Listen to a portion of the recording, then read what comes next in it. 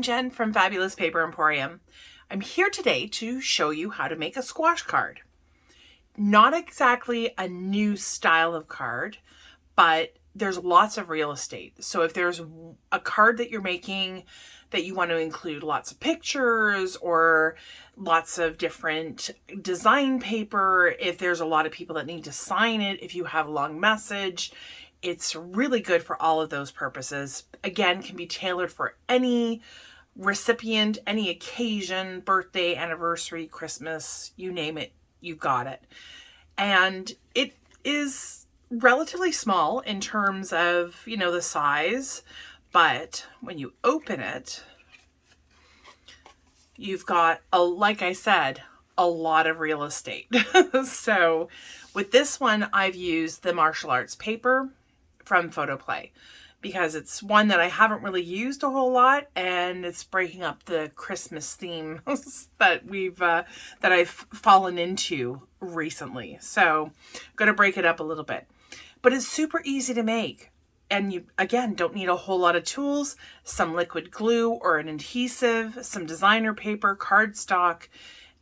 If you don't happen to have a full, like you've seen my big scoreboard, with this one, because of the size of the paper, I've used my little score buddy, which is a really excellent tool if you're just using, especially if you're making a lot of cards. I feel like this is a really good one.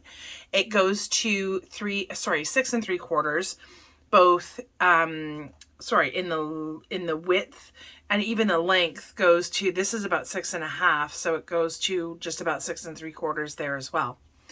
Anyways, so we'll get to the scoring part later, but like I said, it's got a lot of real estate. So if you didn't want to have, designer paper, if you wanted to have pictures, you can certainly have all these as pictures. Now, the way that I've laid this particular card out, when you fold it in, I know it looks complicated, then this first panel is my front. Now, the back, I've left the back completely blank, but just look, all of that is prime real estate. So you could have easily 4 pictures on this side, 4 pictures on this side, unless you wanted to have the cover, be something else, whether it's a birthday, anniversary, you could always have, happy anniversary, happy birthday, that kind of thing. So anyways, lots of space to cover if you so wish. Or you could just keep it simple like I've done and just do the front. The front could always, the inside could always be designer paper, pictures, that kind of thing. And the back side could always be your message. You could always have, especially for an office, if you're doing office birthdays, you can easily have, you could easily have a spot for just about everybody to sign. So let's get to it. I will show you the measurements, the pieces, all that fun stuff. So I started with red cardstock, and that's going to be our base today. So this particular card, super easy, by the way, to adjust the size. If you wanted a larger card, then, you could, I suppose, and maybe you should try this one day. You could have your card base as being like 12 by 12. You just follow the exact same rules as making this card. You just need to use full sheets of 12 by 12. These sheets are 6 by 6 because I didn't want a ginormous one. Plus, I'd have to be zoomed out. I don't even know if I have enough room on my desk, to be quite honest, to do a 12 by 12, but maybe that's something for another video. So these we will be scoring together. I've scored 2 of them, but I've left 1 of them so that we can score that together. And then we've got all these pieces of designer paper. I've got a total of, so we've got 1, 2, 3, 4, 5, 6, 7, and then I've got 2 of the black cardstock, sorry. All of those panels, every single piece, even the ones that we're eventually going to be cutting into the triangles, all of these are 2 3/4 by 2 3/4. That is it. So there's really not a whole lot of measuring. Oops, almost dropped that. So there's really not a whole lot of measuring when it comes to these pieces. You don't have to worry about, you know, what goes where. So I'm going to move those off to the side. We will go through a little bit of cutting. I did that with a napkin fold, but just want to go through how you're going to cut those on the diagonal. But for this, for the 6 by 6 pieces, this is again why the Score Buddy is pretty handy dandy, is if you're doing 6, you're going to score it 3. So you're going to score it in half going both ways. And this way you're left with 4 panels, let's say. If you were doing it 7, but I would keep it at round numbers, and that way you're not, you know, having to do a whole lot of math. But 7 by 7 would be 3.5 by 3.5. 8 by 8 would be 4 by 4. So you get what I'm saying. So we're done with the scoreboard. And then the next thing that we're going to be doing is I'm going to take out my ruler and my bone folder. We only want to do a diagonal going one way. So I'm going to line up my ruler at the top and the bottom. Make sure that that tip is, or the corner is just peeking out. And I'm going to press down and get that scored. So now you have these 2 panels don't have any score marks through them. These 2 panels do. And so now we're going to burnish these. We're going to get our paper folded. We want this burnished really well. And we're going to flip that around. Burnish this side. Again, making sure that everything meets up and is lined up. That is pretty important for this card. And then the last fold that we're going to do is the diagonal fold. So we did a lot of this type of folding. If you were watching my napkin fold card that was this weekend, or my tutorial rather, then something very similar is what we were doing something very similar this weekend. So now all my 3 pieces are all done the exact same way. I just need to fold these. I know that I scored everything, but I hadn't actually had the chance to fold that. So we're going to go ahead and make sure everything's folded. And then the next thing that we're doing, again, is very similar to, whoops, I almost kind of crushed that, is going to be very similar to the napkin fold. And that's how you're going to get these pieces folded so that they are going to basically squash the way you want them. So if you look at these pieces, so these 2 have 2 layers, and that's how we've connected everything. So we've got 1 piece, 2 pieces, 3 pieces, and these pieces have been folded and I guess trained to be one way, and the middle piece is going to go a different way. And that's how you get it all compacted into one little tiny box. And you can make, certainly a box envelope would be really nice with this. I've seen a couple of things. A belly band would certainly be really easy to do. You would just take a strip of paper. We've done belly bands before. Take a strip of paper that you have in your leftovers, have it go around, not super duper tight, but then you could always use some of the ephemera. And I've got the ephemera set to the side, but if you had that in the front, maybe not necessarily do a designer piece at the front, but you know, your belly band is something fairly easy that you can certainly do. And so now for these pieces, just going to make sure that they're extra folded there. So what we're going to do here is you're going to want to take the 2 sides that have been scored through the middle, and we're going to fold those inwards and make a little square. Okay, and then again, really want to burnish those edges and make sure that it is nice and crisp in terms of the folding. And we're going to do the exact same thing to this one.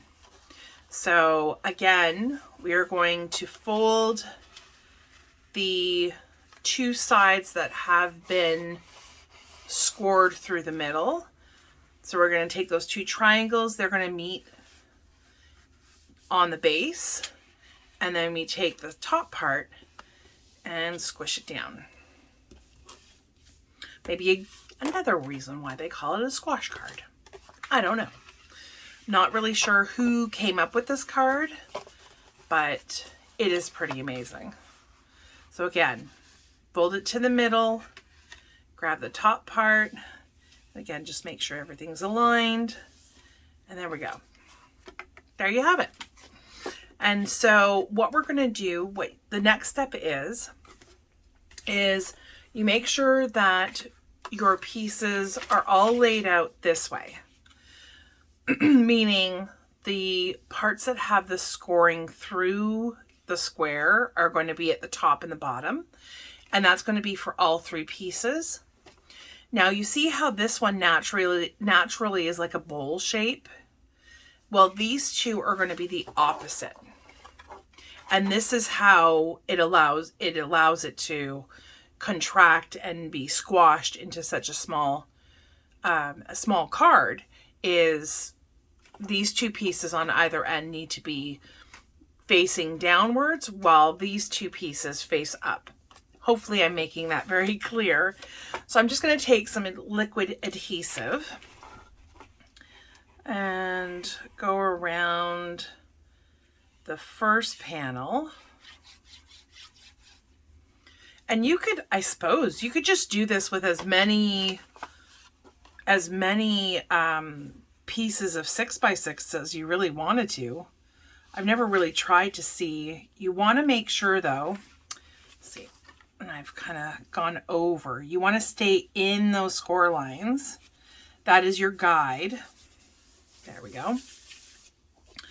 Liquid glue is so forgiving for that. So that's why I loves it. All right, so we've got those two pieces, and then we're going to adhere our next piece, to this panel.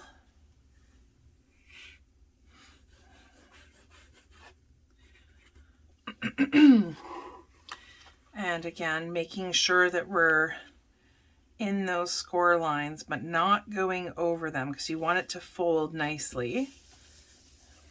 And we get that. Perfect. So there you have it. So as you're folding it in, so these two pieces are going to fold in on themselves. These two pieces at the back are going to fold in but backwards. And then your front piece is going to fold in like that.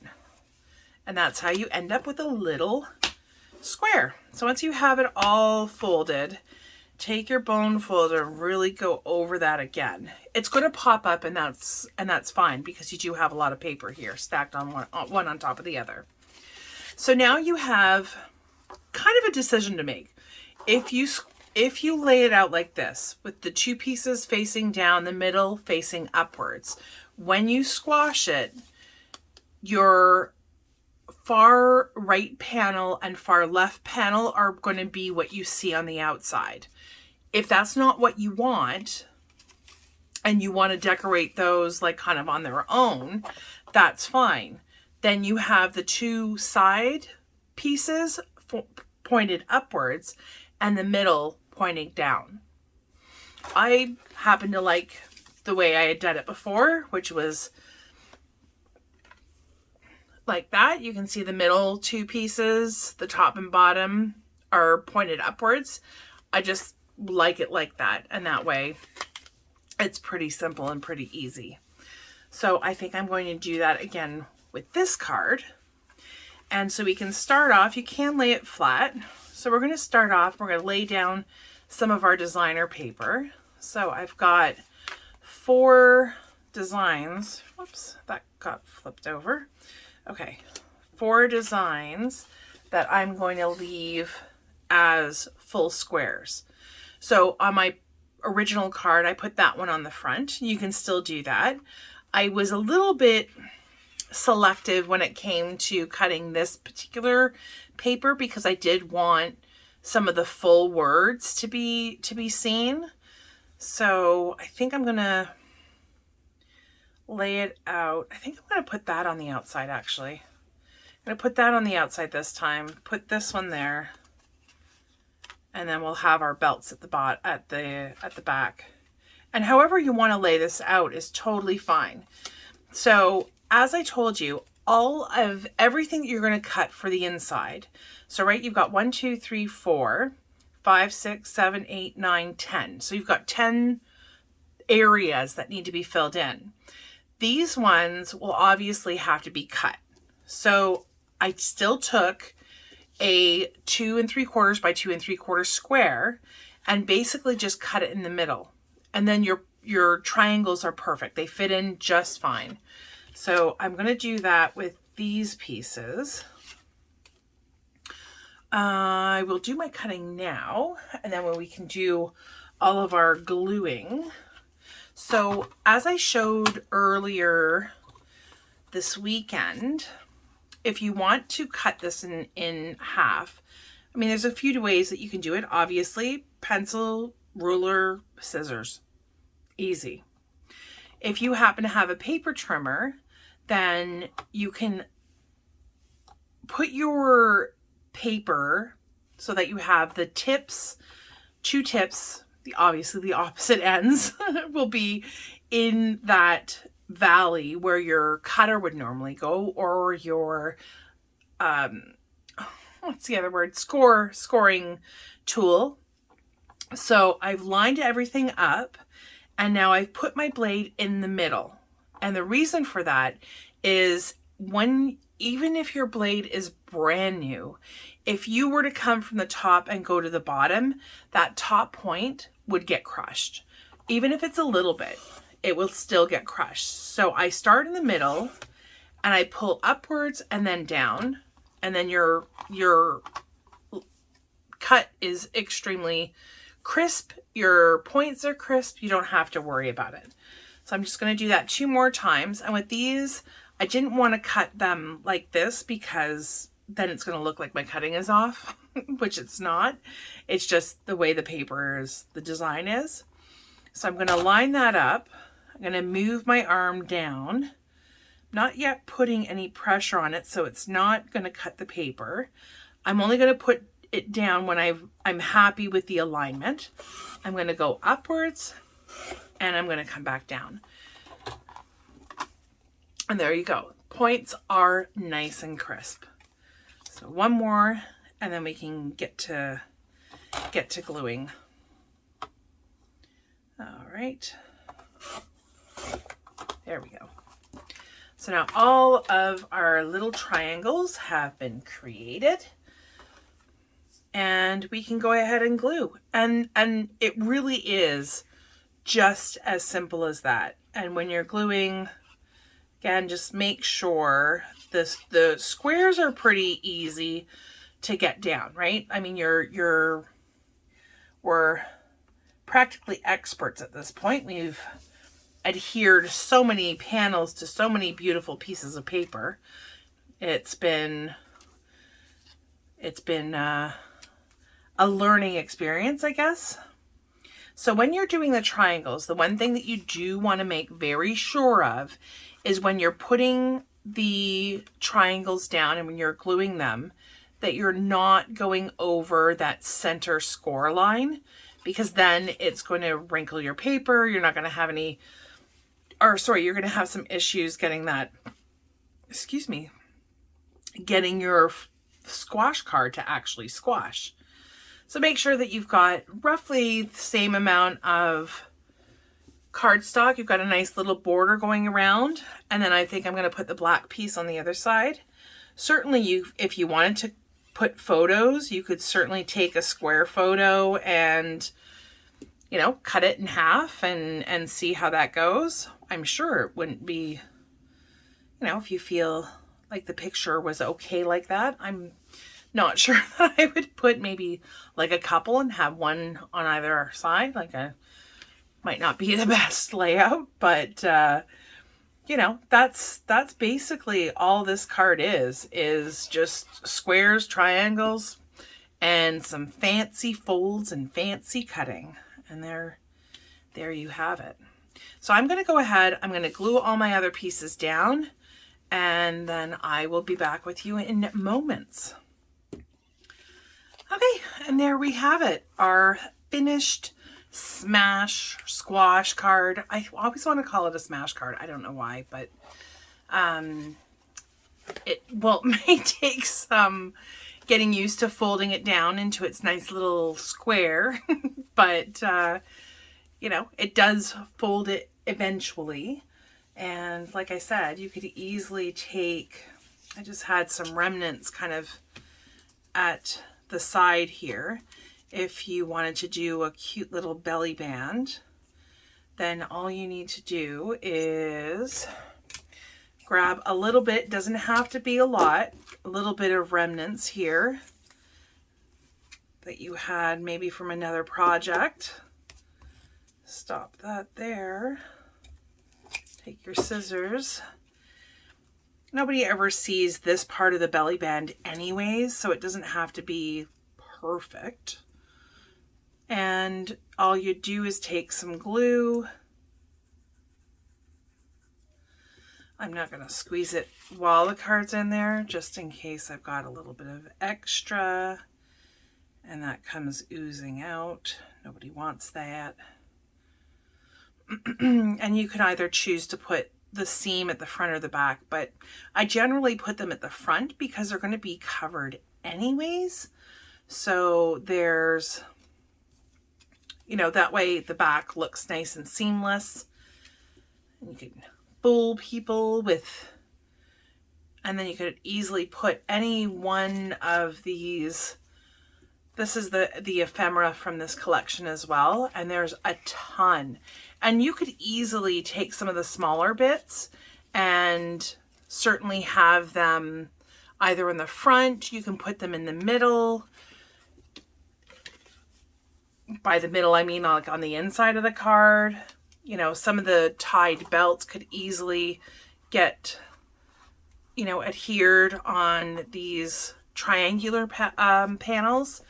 So lots of room for you to, you know, decorate, fill in some of the panels, like I said before, with pictures. I think I might have made this a little bit too tight because it's not fitting now. Yep, I think as soon as I took it off, it expanded. So here's what I'm going to do. I don't know if this piece is going to be big enough, but I have another piece. So we shall, nope, I don't think that piece is going to be big enough. Man alive, this is not working out for me today. So I'm just going to give this belly band one more go. No, there is no way that this belly band is, oh, no, there we go. I just had to squish the card a little bit. There we go. Actually, that's nice. That fits really nicely. It's not going to be terrible. And I think what I'm going to do is I'm just going to take some of the glue.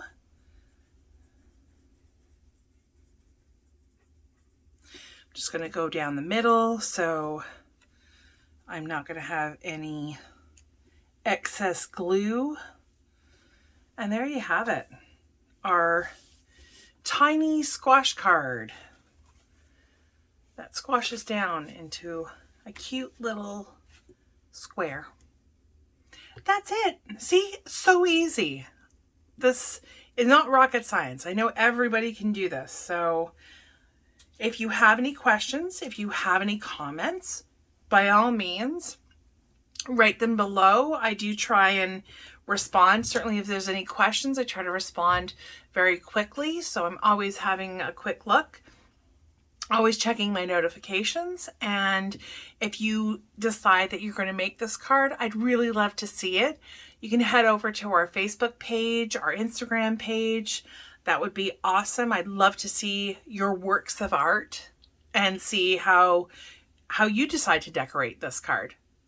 Anyways, really glad that you could join me today. Hope you enjoyed our video, and I look forward to seeing you again next time. Have a great day, everybody. Bye.